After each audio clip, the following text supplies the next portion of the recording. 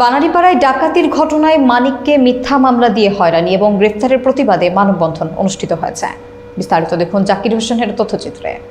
বরিশালের বানারীপাড়া বাইশারি ইউনিয়নের ডাকাতি ঘটনায় শহীদুল ইসলাম মানিককে ষড়যন্ত্রমূলকভাবে আসামি করার অভিযোগ এনে হয়রানি এবং গ্রেফতারের প্রতিবাদে বৃহস্পতিবার মানববন্ধন অনুষ্ঠিত হয়। বাইশারি শিয়ালকাঠিতে ব্রিজ সংলগ্ন সড়কে এ মানববন্ধন কর্মসূচিতে মেয়ে সুমাইয়া ইসলাম শান্তা এবং তার পরিবারের পাশে এলাকাবাসীরা অবস্থান নেন। মামলা দেওয়া হয়েছে কারণ এই ঝগড়া বাজলেও কোনো সময় যায় না, বাসা দিয়ে বের হয় না, সে আরো কোনোদিন কোনো দোষ ত্রুটি পাওয়া যায় না।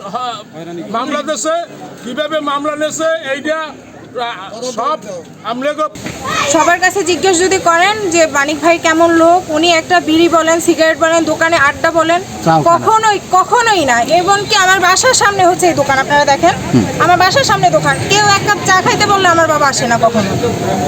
অত্র এলাকায় যদি জিজ্ঞেস করেন মানিক ভাই কেমন মানুষ, যে একটা লোক খারাপ বলবে না। সে হজ করছে, সে হজ করে আসছে, সে 21 বছর সৌদি ছিল, তার ওইখানে যে কোম্পানিতে চাকরি করতো ওই কোম্পানির সাথে নাইলে আপনারা কথা বলেন যে উনি কেমন লোক ছিল। ভিতরে মানিককে জড়াইছে, মানিক এই ধরনের কাজ করতে পারে না। খুবই একটা ভালো ছেলে।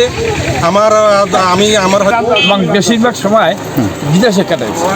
আমার খুব ভালো আইসি হইতে দেখি আমরা, তাই না? হয় গোট দেওয়া অনেক ভালো।